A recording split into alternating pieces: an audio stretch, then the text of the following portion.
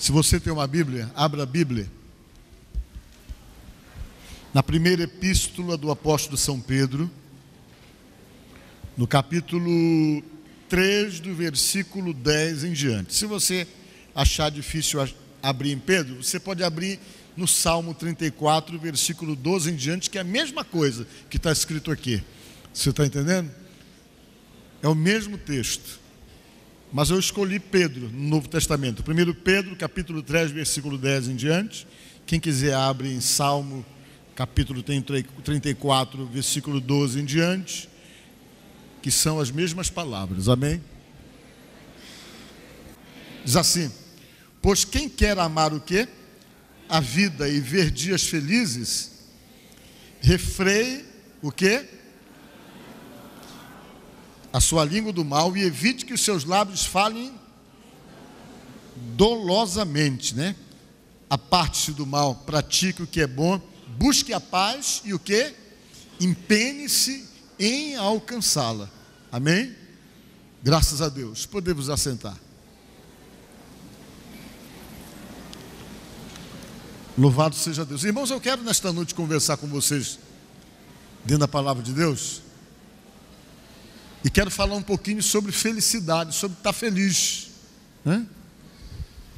E vocês sabem que quando a gente fala um pouco sobre felicidade, aí de repente a felicidade ela é muito subjetiva. O que pode ser motivo de felicidade para alguém pode não ser motivo de felicidade para outros, né? É uma coisa muito pessoal, muito subjetiva. Mas eu quero dizer algumas coisas para vocês que eu acho interessante falar. Para muitas pessoas, ser feliz é ter muito dinheiro, né? Tem gente que diz assim: se eu tivesse muito dinheiro, eu seria feliz. E tem pessoas que pensam, bem, ser feliz é conseguir atingir todos os objetivos e realizar todos os sonhos de consumo que um ser humano possa ter. E tem pessoas, às vezes, que acham que a felicidade está exatamente nessas conquistas materiais, nessas realizações de sonhos de consumo e tantas outras coisas. Quando na verdade para a Bíblia a felicidade ela não está focada nessas coisas. Essas coisas são importantes, mas ela não estabelece a felicidade realmente de uma pessoa. Porque tem pessoas que são altamente riquíssimas e que acabam dando um tiro na cabeça, com todo o dinheiro que tem, não resolve os seus problemas. Por exemplo, nos países do primeiro mundo, da Europa, os países mais ricos, como Suécia, Dinamarca e outros países mais, a Alemanha, eu estava lendo um dia desses que os índices de suicídios são altíssimos. Muitas pessoas se matam nesses lugares. No Japão, o índice de suicídio é alto. E as pessoas não têm essas necessidades que se tem no terceiro mundo, onde muitas vezes falta tanta coisa, né? E foi feita uma pesquisa, por exemplo, para definir as pessoas mais felizes da Terra, onde estavam as pessoas realmente que se sentiam felizes e realizadas, pessoas satisfeitas e que se consideravam felizes. E quem ganhou foi o Brasil. E a cidade que tinha um percentual de um número maior de pessoas felizes, segundo a pesquisa que foi feita nos Estados Unidos ou Inglaterra, não estou bem lembrado, estava lendo um dia desse, foi o Rio de Janeiro, com toda a violência que tem lá. Vocês viram como o negócio é meio contraditório. Porque na verdade a felicidade ela é um estado de espírito, é uma situação em que você se sente bem, independente das lutas que você possa estar passando. É quando você decide ser feliz. Porque tem pessoas que não conseguem encontrar essa felicidade, mesmo tendo tudo, eles sempre querem mais e são simplesmente insaciáveis em busca de coisas e nunca conseguem se realizarem como ser humano, como pessoa, nunca estão contentes com nada. Se eles têm 1.000, eles querem 2.000, se tem 2.000, eles querem 10.000 e vivem naquela ansiedade constante e não conseguem viver a vida dentro de uma proposta da palavra, da felicidade, que implica numa série de outros fatores que são fundamentais para que você se sinta uma pessoa realizada. Como família, como os relacionamentos que você tem, cultivá-los, de uma certa forma preservá-los. É muito bom você poder viver e saber que você tem amigos, que você tem pessoas que gostam de você, que você tem uma família que é um porto seguro para você, no momento que você está enfrentando situações difíceis, em dificuldade, e está pressionado pela própria vida. Você sabe que você pode chegar na sua casa, que você tem um irmão, tem um pai, tem uma mãe, tem uma esposa, tem um amigo, uma amiga, uma namorada, alguém com quem você possa realmente encontrar apoio e se sentir apoiado. Essas coisas realizam os seres humanos.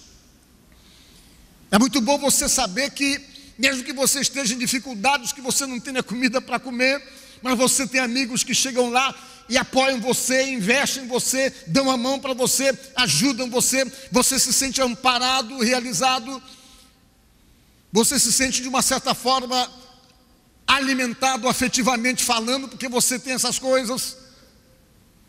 É muito bom quando você realmente percebe que a sua vida está no controle de Deus, que você sabe que você passa lutas, que elas são inevitáveis, mas você não é um desesperançado, você tem esperança, você sabe em que você tem acreditado, você já tem aquela segurança que você está passando essa batalha, essa luta agora, mas você tem aquela certeza no seu coração que Deus é contigo, que Ele é a força da tua alma, que Ele te ajuda.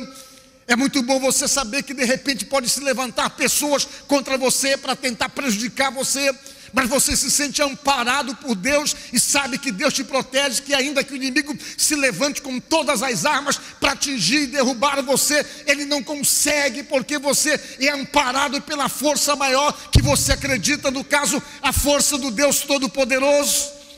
Tudo isso dá segurança, realiza o ser humano espiritualmente, emocionalmente, e dá certeza da sustentação de Deus na sua vida. Isso é importante.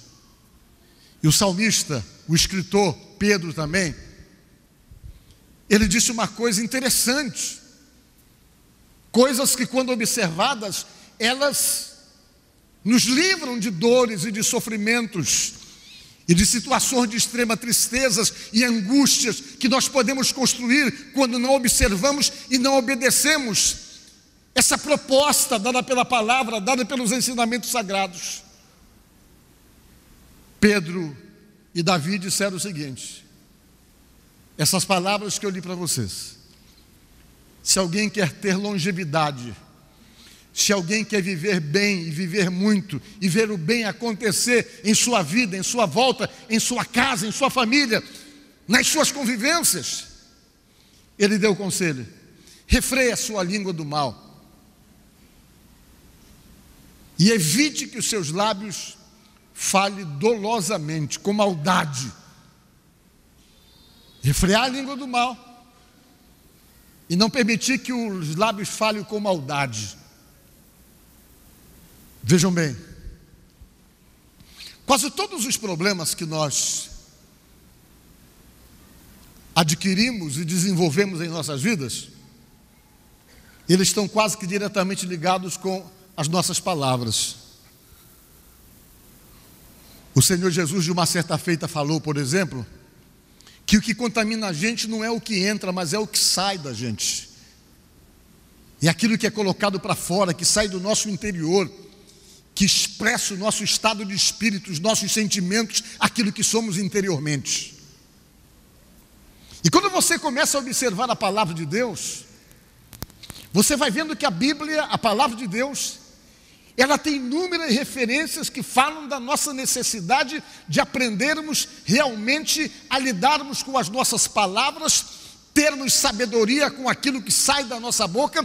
Você percebe que existem inúmeros textos da palavra de Deus que servem de orientação e que chamam a nossa atenção para nós tomarmos cuidado com aquilo que falamos. Porque a própria Bíblia diz que depois que nós falamos, que não dá para voltar atrás. Diz a palavra de Deus que não dá para voltar atrás a flecha lançada e a palavra falada.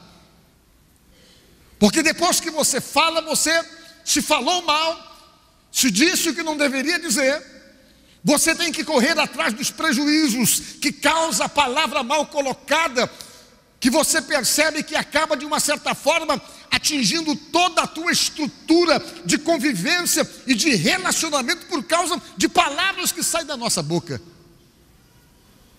Quantas vezes nós magoamos pessoas que nós amamos, porque nós não temos controle da palavra que sai da nossa boca?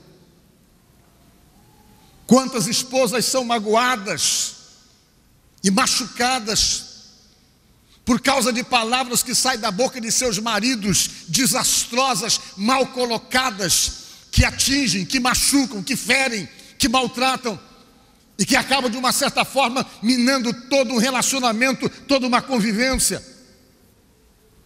Quantos filhos que são machucados, que são traumatizados, por causa de coisas que ouviram sair da boca de seu pai, da sua mãe, sem nenhum controle, sem nenhum cuidado, palavras que machucaram, que feriram, que marcaram, que geraram traumas na vida de pessoas. E quando você começa a analisar essas coisas, você começa a perceber que muito das palavras mal colocadas ferem, machucam, faz com que você perca amigos, faz com que você se isole por conta das coisas que fala, gera dores, gera sofrimentos, gera lágrimas, gera tristezas, tudo isso porque às vezes falta controle. A Bíblia diz que quando nós aprendemos a controlar a nossa língua, nós somos sábios, diga glória a Deus. Quando nós aprendemos a segurar a língua, a boca, para não dizer o que não deve ser dito, nós estamos crescendo na presença de Deus. Mas quando nós somos descontrolados, nós somos geradores de dores para a nossa vida, somos geradores de dores para a vida dos outros, geramos todas as situações de transtorno em nossa volta. Por quê? Porque nos falta domínio, nos falta controle, nos falta a sabedoria e a capacidade de controlarmos a nossa própria língua. E Pedro, ele disse essas palavras, que é muito interessante: amar a vida e viver dias felizes é possível quando se refreia a língua, quando nós temos domínio sobre as nossas palavras. Amar a vida e ter dias felizes é possível quando nós não nos deixamos envolver pela situação do momento e falarmos bobagem, e pararmos de falarmos besteira e sermos precipitados e gerarmos situações de dores não somente no mundo em que vivemos, mas gerarmos situações de dores também no mundo espiritual. Porque existem palavras que saem da nossa boca que não ferem só pessoas, mas que atingem diretamente a soberania e a santidade de Deus. E quando essas palavras saem de nossa boca que atingem a soberania e a santidade de Deus, nós geramos então situações de dores maiores para a nossa própria vida. Eu acho que todo mundo acompanhou essa semana os 100 anos da tragédia do Titanic, não é? Foi divulgado aí amplamente nos meios de comunicação, no dia 14, parece que fez 100 anos que o navio fez a primeira e última viagem. E esse fato ficou marcado por uma palavra desastrosa falada por um homem que inaugurou aquele navio que era considerado na época o maior avanço tecnológico da navegação, que encheu de orgulho o coração das pessoas que construíram e que fizeram aquele navio, e o que inaugurou num momento desastroso, num momento de insanidade, resolveu desafiar Deus, talvez por conta daquela obra poderosa de engenharia. A exaltação veio realmente à tona daqueles que haviam realmente realizado aquele feito, e na hora abriram a boca e falaram uma besteira tremenda, disseram a si mesmo que nem Deus afundava aquele navio. Aí você para e pensa, poxa, então Deus foi extremamente cruel. Como é que Deus, que é bom, permitiu que o navio daquele afundasse e morresse milhares de pessoas? Duas coisas eu quero dizer para você, querido. Primeiro, é que o conceito de morte para Deus é diferente do nosso conceito. Você está me entendendo? Para nós a morte é uma das coisas mais absurdas que possa acontecer. Para Deus é diferente. Deus não olha a morte com esse sentimento de fracasso, de derrota, de estresse e de destruição como você olha. Sabe por quê? Porque Deus sabe o que é que tem do outro lado, você não sabe. E por você não saber, consequentemente, você fica imaginando que a pior coisa que possa acontecer na vida do homem é a morte. Quando para Deus não é. A Bíblia diz, principalmente quando morre uma pessoa que é de Deus, a Bíblia diz que para Deus é prazeroso. A Bíblia nos fala que precioso é aos olhos do Senhor a morte dos seus santos. Diga glória a Deus. Para Deus é precioso e para nós é algo desesperador. Então Deus não tem um conceito de morte como nós temos. Nós temos um conceito de morte como seres humanos que estamos vivos, que não sabemos o que acontece do outro lado, mas Deus pensa diferente, porque Deus conhece o outro lado, e o conceito dele é totalmente diferente do nosso. Mas naquele dia, o que aconteceu foi que Deus não somente foi desafiado, mas ele foi colocado em nível de poder com a força dos homens, e ficou claro então uma coisa, que não foi Deus que afundou aquele navio. Talvez Deus deixou de exercer a sua proteção sobre o navio, e aconteceu aquela tragédia. Mas se você for parar, você vai perceber que às vezes também nós criamos situações à nossa volta, por causa dessas palavras desastrosas. Eu já contei aqui para vocês uma certa vez, eu vou repetir, que um dia uma senhora chegou comigo aqui na igreja num estado de desespero e de estresse no último grau. Ela me procurou aqui, desesperada, me ajude, me ajude, me ajude, me ajude, ore por mim, me dê uma palavra, me diga o que é que eu tenho que fazer. E eu fiquei sem saber. Ela disse, quero falar com o senhor, vamos conversar. Ela chegou e disse, acabei com o meu casamento ainda há pouco. Ainda há pouco eu cheguei à conclusão que o casamento acabou.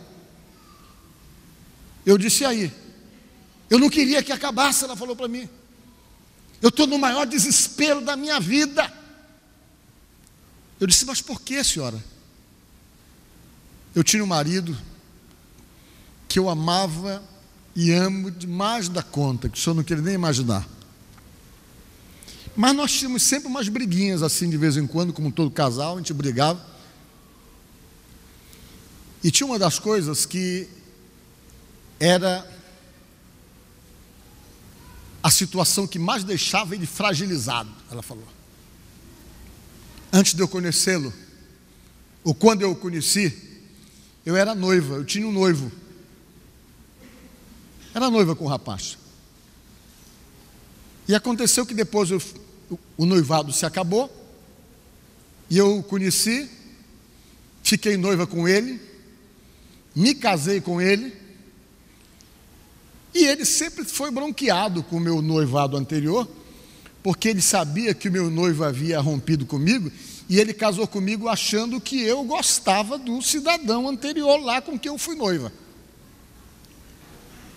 E sempre que nós brigávamos, e tínhamos qualquer tipo de bate-boca, ele lá colocava o nome do Joãozinho na história.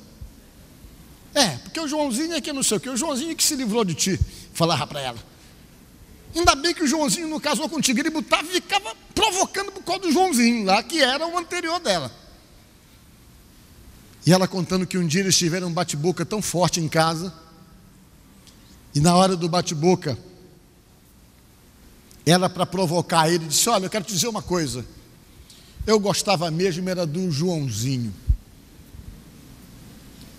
Eu casei contigo porque o Joãozinho não me quis. Porque se o Joãozinho me quisesse, pois eu estava casada, era com ele. E começou a jogar na cara dele sair, mas ela falou para mim que não falou isso de uma forma sincera. Ela falou para poder diminuí-lo, para poder provocá-lo, para poder realmente atingi-lo. Porque na verdade ela nunca gostou do Joãozinho, ela gostava era dele, apaixonada por ele, e ela foi dizendo, e quando ele recebeu aquela palavra que ele vinha provocando para ela falar há anos, que ela disse aquilo, ele baixou a cabeça, começou a lagrimar, arrumou a mala, foi embora de casa e já estava mais de 2 meses fora de casa, decidido que não ia mais viver com ela. Por quê? Porque ele não ia viver com uma mulher que ele sabia que não a amava. Ela estava em desespero. Por quê? Porque ela amava ele. Mas agora, como convencê-lo de que aquilo era uma mentira? Se ele já era invocado com o negócio, ele já tinha as dúvidas dele, e ela chega, fala uma coisa dessa. Agora o casamento dela havia desmoronado, porque ele estava decidido, disse que não voltaria mais para casa, que ia arranjar uma outra pessoa que o valorizasse, que o amasse de verdade, porque ele estava casado há tempo com uma mulher que não o amava, e ele se convenceu de que ele não era amado e saiu de casa, acabou com o casamento, por causa de uma palavra precipitada dita por alguém, por uma mulher, pela sua esposa. É assim que as nossas palavras atrapalham a nossa felicidade. São as palavras precipitadas, são as colocações feitas com pitadas de maldade, dolosas. São as palavras que as pessoas não param para falar, que geram dores para a sua própria vida. Principalmente aqueles que têm um temperamento colérico, que são desajustados, são que mais complicam as suas vidas. Aquele tipo de pessoa que quando fica com raiva, perde totalmente o controle do que faz e totalmente o controle do que fala. Essas pessoas sempre estão envolvidas em problemas, em dores, em perdas. Por quê? Porque sempre falam o que não deve ser falado. Aquelas pessoas que quando ficam com raiva, que se descontrolam, são capazes de matar um, que falam tudo que vem na cabeça. Esses aí geram dores, geram sofrimentos, geram problemas, geram angústias, geram tristezas e atrapalham a sua felicidade, geram infelicidades para si mesmo. Por quê? Porque não se controlam, são destemperados, descontrolados, sem controle nas palavras, sem controle na língua, e geram dores para si e acabam impedindo a sua própria felicidade, porque não tem controle sobre a língua, como falou aqui a palavra de Deus, como falou o apóstolo São Pedro. A Bíblia nos ensina meios para sermos felizes, e um deles é esse: aprender a controlar a boca, a língua, as palavras, para não se complicar, para não se comprometer. Não ser precipitado nas palavras. Por quê? Porque quando você não tem controle nas palavras, você acaba com a paz da sua vida. Você cria em sua volta conflitos, desentendimentos, guerras. É isso que gera quando você não tem o controle das palavras. Você se distancia de pessoas importantes da sua vida, porque quem não tem controle nas suas palavras machuca com facilidade, maltrata com facilidade, e acaba maltratando e machucando pessoas que não são para serem machucadas nem maltratadas, como esposa, como filhos, como pessoas da convivência, como pai, como mãe. E é nas palavras que o diabo trabalha. O diabo é doido que você fale besteira. Ele provoca você para você falar besteira, porque é falando besteira que ele complica a minha vida, a sua vida e a nossa vida com Deus. Foi assim que ele fez com a mulher do Jó. O Jó não falava nada, mesmo quando o Jó estava sendo provado por Deus, o Jó continuava calado, não abria a boca para reclamar, não abria a boca para questionar, não abria a boca para falar contra Deus. E Deus testando ele, e o diabo tinha falado para Deus: olha, o Jó só é fiel a você porque você tem dado prosperidade para ele. O cara é rico, tem dinheiro, tem não sei quantos mil camelos, tem não sei quantos mil jumentos, tem uma plantação, tem uma família legal, tem tudo o que quer, desse jeito até eu sou fiel, falou o diabo para Deus. Está lá na Bíblia. Porque ele entende que para poder complicar a nossa vida com Deus é só tirar a nossa prosperidade financeira. Dinheiro ele acha que tem que estar no meio dessa história. Deus disse, só que ele é fiel mesmo. Você pode tirar tudo que ele tem, eu tenho certeza que ele vai ficar fiel, continuar fiel. Deus disse, ele não está comigo porque eu tenho dado bens financeiros para ele. Ele não está comigo porque eu tenho abençoado a vida material dele, não. Ele está comigo porque é fiel a mim. Diga glória a Deus. Não tem gente que pensa diferente? Perdi meu emprego. Vou deixar de servir a Deus porque eu perdi meu emprego. Perdi meu emprego, por quê? Porque Deus deixou que o ladrão me levasse o dinheiro que eu tinha. E sempre essas coisas estão envolvidas. E o diabo acha isso mesmo, que achava isso do Jó. Toca nos bens dele, no que ele tem. Deus disse, pode tocar no que ele tem, porque eu tenho certeza que mesmo tirando tudo que ele tem, ele vai continuar fiel. Diga glória a Deus. A Bíblia diz que o inimigo desceu com fúria e acabou em segundos, acabou com tudo que ele tinha. Ele ficou pobre, sem nenhum tostão, zerado, voltou para o zero, mas ainda assim continuava fiel. Diga glória a Deus. Não reclamava de nada, não questionava a Deus, continuou fiel. O diabo, será que ele não vai falar nada, não? Ele tem que falar alguma coisa, porque quando a gente fala, que ele nos complica com Deus. E a Bíblia diz que o diabo foi e cutucou a mulher dele. Vai lá e fala com ele, provoca ele. E a mulher chegou lá e disse, Jó, rapaz, como é que tu continua fiel a esse Deus que permitiu que acontecesse tudo isso contigo, rapaz? Como é que tu continua servindo a Deus, mesmo Ele permitindo que você perdesse tudo, que você ficasse pobre? Você era um homem rico que Ele tinha dado, e agora você ficou sem nenhum tostão, você ficou pobre e você continua fiel. Sabe o que ele falou? Mulher, tu falas que nem uma louca. Nu eu saí do ventre da minha mãe, nu eu estou. O Senhor meu Deus me deu, o Senhor meu Deus tirou. Louvado seja o nome do Senhor. Vocês estão entendendo?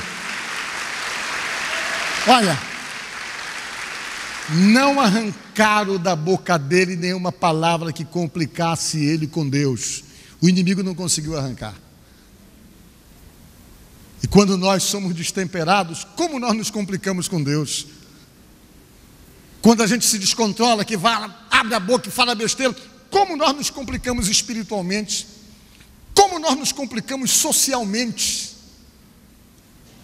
Eu me lembro que alguns anos atrás, uns 2 ou 3 anos atrás, acho que vocês acompanharam isso na televisão,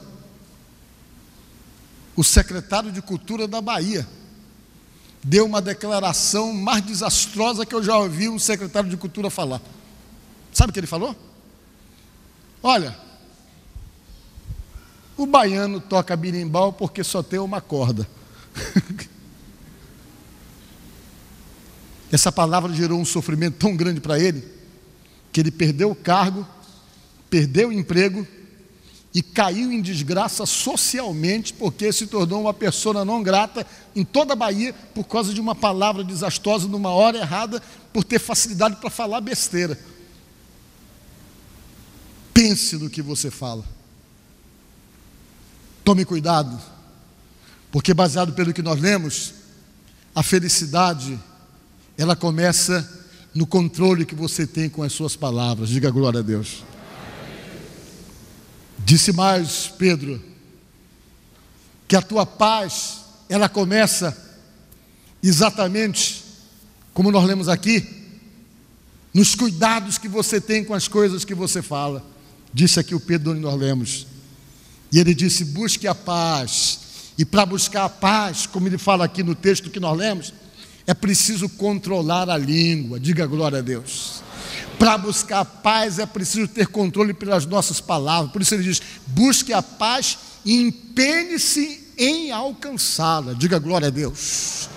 E o empenho da sua parte para poder alcançar a sua paz pessoal, sua felicidade, a sua alegria. Segundo o apóstolo São Pedro, segundo Pedro, que plagiou o rei Davi, um dos empenhos que você então deve ter para encontrar essa paz é cuidar da boca, cuidar do que fala, não ser maldoso nas palavras, sarcástico, falar coisas ruins, maldosas, ter controle na sua palavra, ter domínio da sua língua, porque diz ainda a Bíblia que quando você consegue refrear a sua língua, você consegue viver dias felizes. Diga glória a Deus. Então nesta noite eu digo, como é que você é como pessoa? Você ouve muita reclamação de que você é destemperado quando fala? Você já afastou pessoas de você pelas coisas que você fala? Já perdeu o emprego? Já ficou isolado? Já ficou sozinho por causa da boca que tem realmente procura se abrir para dizer o que não deve ser dito? Você já perdeu pessoa que você ama porque não conseguia controlar a língua, a palavra? Já machucou demais pessoas do seu convívio? Já entristeceu familiares? Já machucou esposa? Já machucou marido por conta das coisas que você fala? Será que você não está perdendo pessoas, não está sofrendo perdas por conta desse descontrole da língua? Será que a tua história não está envolvida em perdas e mais perdas unicamente porque você tem sido destemperado, não tem conseguido controlar as suas palavras? Pense nisso, e não gere infelicidade para você, não gere angústias, não gere tristezas. Seja sábio, como diz o Salmo, como disse Pedro, como diz a palavra de Deus. Refreie a sua língua do mal e impeça a sua boca de falar dolosamente, para que você possa viver dias felizes e alcançar a paz e se empenhar por obter essa paz que é muito importante para a nossa felicidade. Diga glória a Deus. Paz, ter paz, viver em paz, se relacionar bem, conviver bem, ser gente boa. Diga glória a Deus. Ser legal. Isso é muito importante e essas coisas geram felicidade. Diga glória a Deus. Olha, eu digo isso para vocês. Quando eu li a matéria que falava que o carioca era o mais feliz da terra, segundo pesquisa feita por uma instituição americana, realmente é interessante. Vocês que conhecem o Rio de Janeiro, sabe que carioca é gente boa mesmo, né?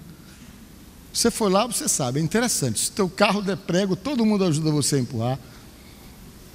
O pessoal é muito receptivo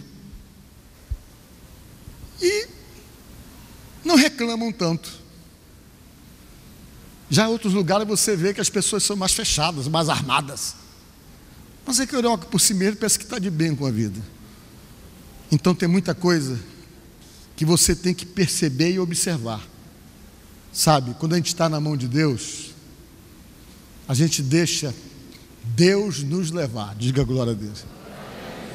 O Zeca Pagodinho diz para você deixar a vida levar você. Mas eu digo diferente, eu digo para você deixar Jesus levar você. Sabe por quê? Porque Jesus não erra o caminho. Diga glória a Deus. E você vai no lugar certo e vai na direção certa para ser feliz e ter paz. Portanto, essa felicidade é com Deus, é com Jesus. Você tem que empenhar-se em alcançá-la e, dentro da proposta da Bíblia, ser feliz ou buscar a felicidade e empenhar em buscar essa paz é possível quando a boca está controlada.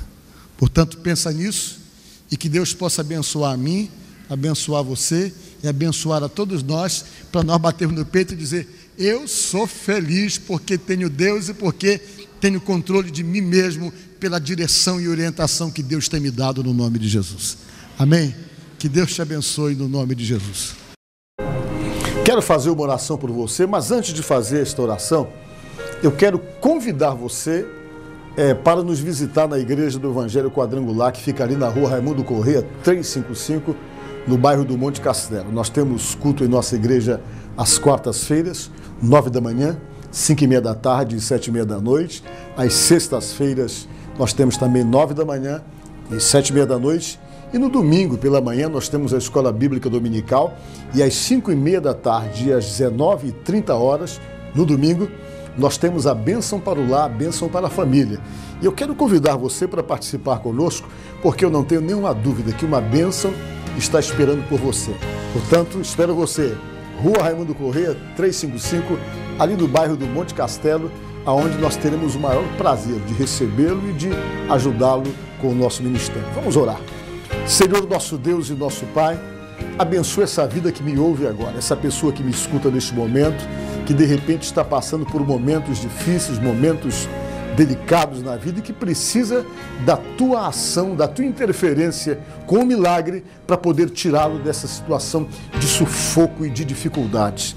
Deus, abençoa essa pessoa, alcança essa vida com o teu poder, abençoa essa casa, abençoa essa família, repreende todo e qualquer tipo de opressão, de perturbação e tudo aquilo que não presta e que não vem de ti, meu Pai, que seja repreendido dessa vida, dessa casa, desse lar e dessa família, no nome de nosso Senhor Jesus Cristo. É o que eu te peço, meu Deus, e te agradeço.